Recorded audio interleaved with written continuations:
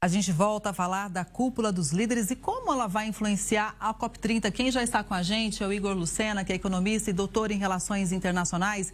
Igor, bom dia, seja muito bem-vindo. Bom dia, Kelly. É um prazer estar aqui com vocês nesse dia super importante. Acho que o mundo inteiro está olhando para o Brasil hoje. Ah, com certeza. E neste momento, inclusive, o presidente Lula continua recebendo as autoridades em Belém. Daqui a pouquinho fica a expectativa para a abertura dos discursos. O fato é que a imprensa mundial realmente está de olho na gente. Há muita expectativa sobre esse dia, porque é um momento de negociação, Igor. Exatamente, Kelly. Nas imagens a gente consegue ver já, né, Lula recebendo o presidente do Chile, Gabriel Boric. Tem uma visão também pró-esquerda, né? Acho que é um dos grandes companheiros do presidente Lula, um jovem líder que está aí no seu final de mandato e mostra como a América Latina também está um pouco dividida, né? Enquanto Boric vem para cá, para o Brasil, vai contribuir com o presidente Lula em relação a todas essas negociações, alguns outros líderes não vieram, né? Por exemplo, Javier Milei, da Argentina, e também Penha do Paraguai, não estão nessa lista. Então, acho que a gente está vendo uma COP que é interessante, porque ela não só traz elementos de visão de mundo, mas muitas vezes está trazendo muita política para dentro do Brasil, política internacional. Inclusive, com relação aos Estados Unidos, né? Não está presente nessa COP. Como que você vê nesse momento, hein, Igor? Olha, Kelly, as COPs, de uma maneira geral, elas são rodadas de negociação. Muitas vezes elas avançam um pouco, muitas vezes elas avançam muito. A gente viu isso na COP de Baku, no Azerbaijão, vamos ver isso agora. E aí, esses pequenos avanços podem ser definidos pela posição de países, né? Infelizmente, essa COP hoje do Brasil, ela não está com o principal player internacional do ponto de vista financeiro, que são os Estados Unidos. O presidente Donald Trump tem uma visão clara que ele não acredita nas mudanças climáticas, ele acha que isso só atrapalha o mundo. Ele tem aquela política de drill, baby drill, né, que seria uma política pró-petróleo. Então, por mais que a gente tenha grandes avanços, qualquer novo acordo que saia dessa COP vai provavelmente transbordar para a COP 31 ou 32, quando tivermos um outro governo nos Estados Unidos. Mas isso, de uma certa maneira, faz parte da democracia, né?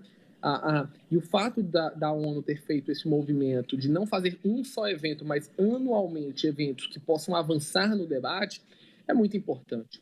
Exato. Vou fazer Exato, até gostaria de pegar esse gancho seu, Igor, porque muita gente às vezes questiona se essas ações que são discutidas são implementadas na prática, de que forma realmente os países estão avançando, mas a gente poderia também pensar por uma outra ótica, se não existisse COP, como que a gente estaria hoje? Não é? Então, apesar dos desafios, das dificuldades dos países implementarem, inclusive grandes poluidores como China e Estados Unidos também serem mais ativos em relação ao meio ambiente, né, na proteção ambiental, mas se não tivesse COP, qual seria a situação, hein, Igor? Kelly, é muito difícil. Acho que a gente estaria numa situação ecológica muito pior. E lembrando, a gente também está falando, Kelly, de conceitos. Muitos países têm visões diferentes e conceitos diferentes do que é preservação de meio ambiente. Eu vou dar um exemplo prático para você. Tem países que acreditam que a energia nuclear é sim uma solução limpa de energia, porque o resíduo químico nuclear, quando ele é armazenado como é feito nos países da Escandinávia, não tem impacto nenhum para o meio ambiente. Ele é colocado de uma maneira extremamente bem fechada, subterrâneo, onde desaparecem os efeitos. Outros países já acham que o risco ambiental é altíssimo por causa de explosões nucleares, como a gente viu em Fukushima, né, no Japão, muito recentemente. Então, muito mais do que acordos, a gente tem um debate claro e direto de conceitos de como preservar a Amazônia. Ou seja, desenvolvimentos aeronáuticos com novos combustíveis. Isso significa investimentos em preservação mundial? Sim ou não? A gente vê também, Kelly, questão de dinheiro. Existe uma cifra que já foi pelo menos debatida, e isso é muito bom, que aproximadamente o mundo precisa de investimentos verdes na ordem de 1 trilhão e 200 bilhões de dólares. Talvez o grande questionamento que vai ser debatido nessa COP e nas próximas é como dividir essa conta entre países ricos em desenvolvimento e pobres, e principalmente como convencer essas nações, os contribuintes, que esses projetos serão bem aplicados. O dinheiro desses contribuintes serão bem aplicados. Porque, lembrando, as nações não têm dinheiro. O dinheiro vai vir das pessoas que trabalham ao redor de todo o planeta. Então, é muito mais abrangente do que só a gente falar em preservação do meio ambiente. Exato. A gente lembra que hoje estão previstas reuniões bilaterais do presidente Lula com, por exemplo, o presidente da França, Emmanuel Macron. Lula também recebe o príncipe de Gales, William, e o primeiro-ministro do Reino Unido, Keir Starmer. Como que você avalia, né, a presença de pessoas tão importantes, autoridades mundiais, no bioma Amazônia? Kelly, é muito importante. Eu acho que mesmo sem a presença dos Estados Unidos, você ter líderes mundiais europeus, e lembrando, a Europa é um dos grandes continentes que tem um interesse não só nessa preservação ambiental, mas muito mais do que isso. Existe também uma visão de longo prazo. Lembrando que o Reino Unido pode não estar hoje mais fazendo parte da União Europeia, mas tem um grande interesse em fazer um acordo com o Mercosul. E esses acordos passam por investimentos na região amazônica, e o próprio presidente Emmanuel Macron e outros líderes da Europa, o presidente Lula já esteve aí com a presidente da Comissão Europeia, Ursula von der Leyen, e os objetivos deles são muito claros: entender quais são os projetos que o Brasil tem de preservação aqui para o bioma amazônico, e também como a União Europeia e os países membros podem ajudar, não só nessas análises de recursos, mas investimentos de atividades produtivas sustentáveis. Então, é muito importante esse debate. E, como eu repito, mesmo que os Estados Unidos não estejam presentes, países importantes ao redor do mundo estão, principalmente os europeus. E isso vai nos aproximar muito com o continente europeu. Acho que o próprio acordo Mercosul-União Europeia, essa participação dos líderes europeus agora, de uma certa maneira, coloca o Brasil num spotlight importante para mais recursos para a defesa da Amazônia e do nosso meio ambiente. Lembrando, Kelly, o Brasil não tem condições sozinho de fazer toda a preservação amazônica e investimentos sustentáveis. Se nós tivéssemos, já teríamos feito. Então, é necessário que haja uma cooperação internacional, como a gente viu no Fundo Amazônia, que envolve a Alemanha, envolve a Dinamarca e outros países.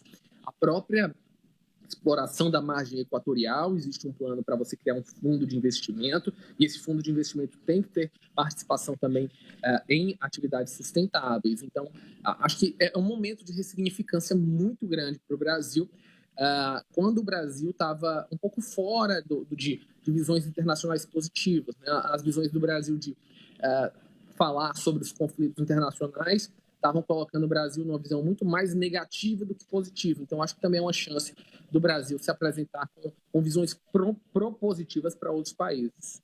Exato.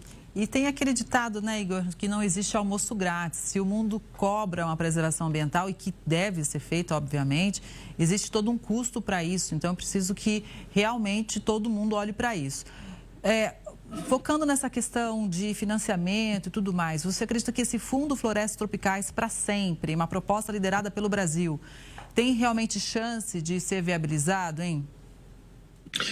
Kelly, eu acho que ele pode ser viabilizado, mas ele não vai ser viabilizado agora. Eu acho que essa questão do financiamento para a preservação do meio ambiente, ela tem uma visão muito clara de que é um entrave.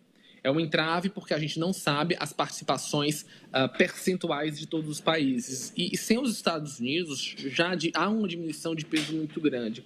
Eu acho que esse fundo pode começar um pouco mais adiante, talvez na COP31, 32, com uma participação relativamente pequena, e ir crescendo, ir se desenvolvendo. Se o Brasil for esperar para ter um consenso em torno disso, eu acho que isso não vai para frente. Então, na prática, tem sim possibilidade, mas eu não acho que vai ser para agora. Até porque existe um componente geopolítico que vai influenciar essa COP também, Kelly.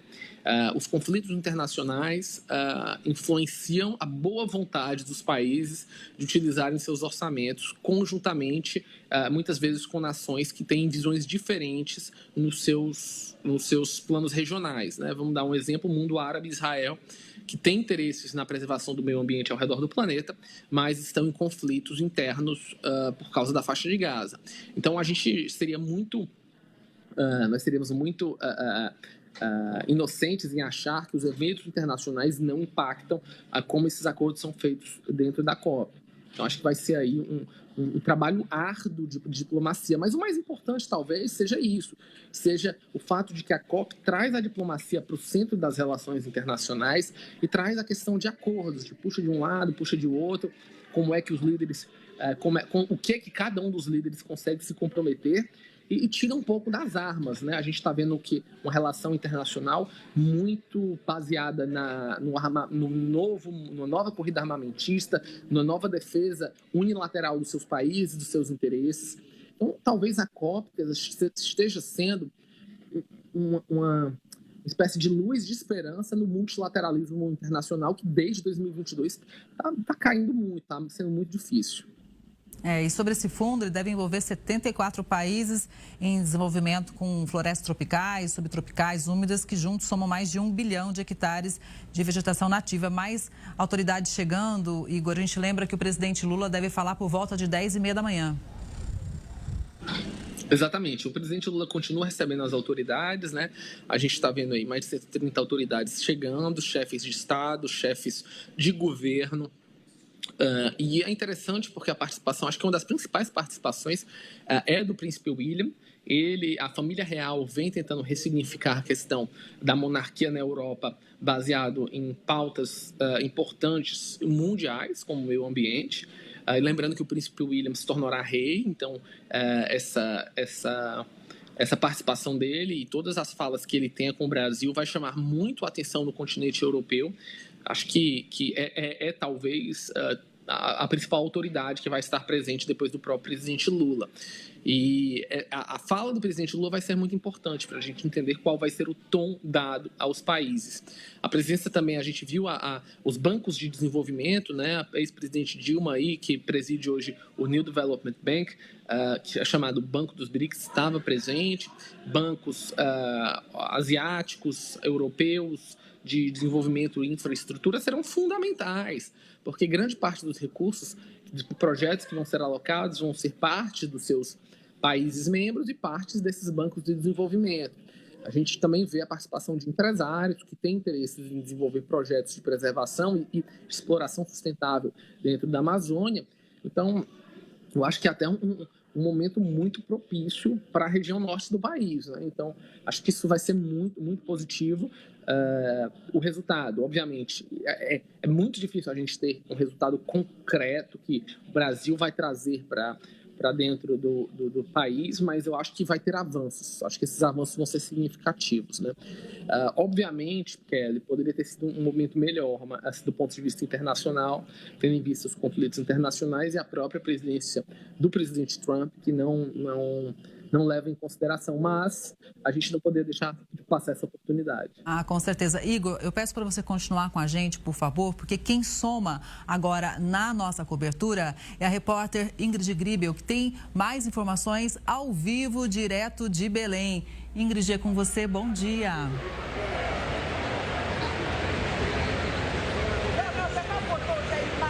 Bom dia, Kelly. Bom dia a todos que acompanham agora a Record News. Começou a cúpula dos líderes. O presidente Lula, que recebe 57 chefes de Estado e representantes de 143 países. Entre as autoridades presentes aqui no Parque da Cidade, em Belém, de onde eu falo ao vivo, estão o representante da coroa britânica, o príncipe William, o primeiro-ministro do Reino Unido, Keir Starmer, o presidente da França, Emmanuel Macron, o chanceler alemão, Friedrich Merz e a presidente da Comissão Europeia, Ursula von der Leyen. São autoridades presentes aqui e que logo mais vão participar também da plenária geral. Oportunidade para os discursos oficiais sobre esse tema tão importante que é a questão climática aqui no mundo, né? Bom, o primeiro a discursar hoje é o presidente Lula, seguido do secretário-geral, e na plenária geral todos os chefes de Estado, as autoridades terão essa oportunidade. 5 minutos para os representantes dos países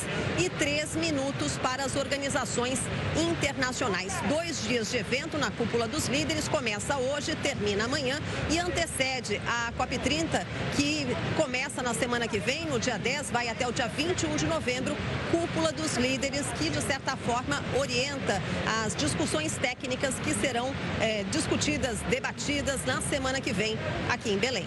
Kelly.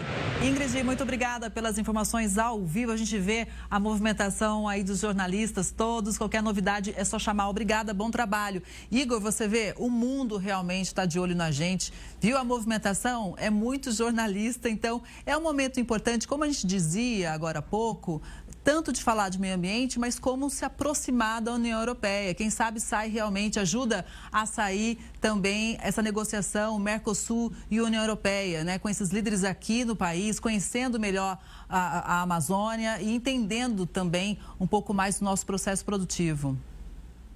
Kelly, eu acho que é importante porque desmistifica um pouco aqueles parlamentares europeus que dizem que o Brasil é um dos grandes desmatadores, que a União Europeia não pode assinar um acordo com um país que desmata o meio ambiente de uma maneira irracional.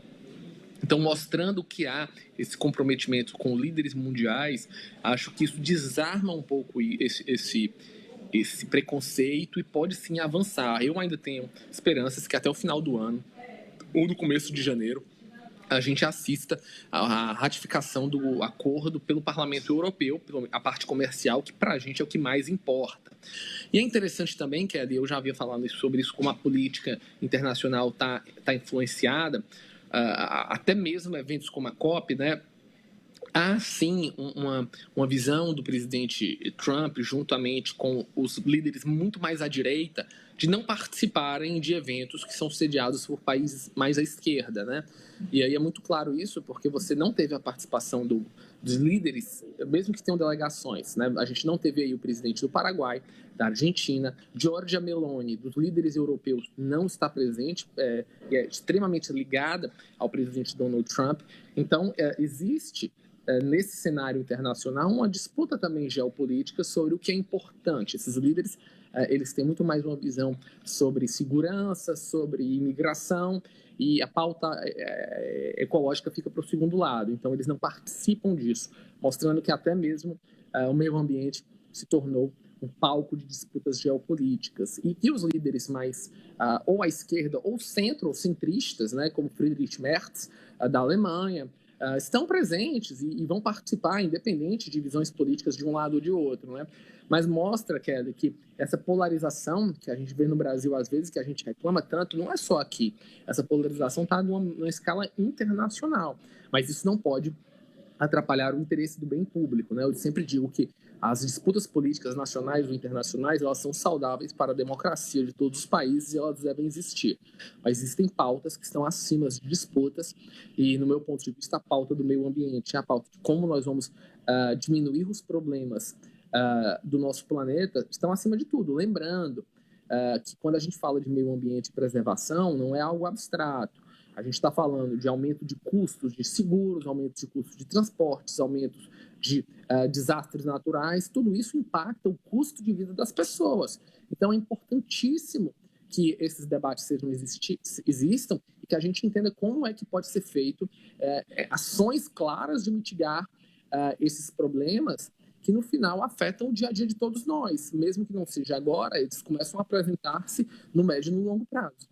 Ainda na esteira do que você está explicando para a gente, Igor, há décadas os cientistas alertam sobre as mudanças climáticas e hoje elas são uma realidade que afeta, obviamente, todo o sistema produtivo, né? O campo, então, nem se fala. Tanto é que a Embrapa leva para a COP30 a AgriZone, que vai mostrar mais de 400 eventos ligados, obviamente, à adaptação climática, agricultura de baixo carbono, agricultura sustentável, já realmente muito focada nessa questão do clima. Então, veja, é uma realidade que gera impacto inclusive no bolso. Muitas regiões no mundo enfrentando secas, outras chuvas torrenciais, torrenciais, então é preciso olhar para isso. A minha pergunta que fica é o seguinte: quanto que as grandes potências talvez vão olhar realmente de fato para esse problema?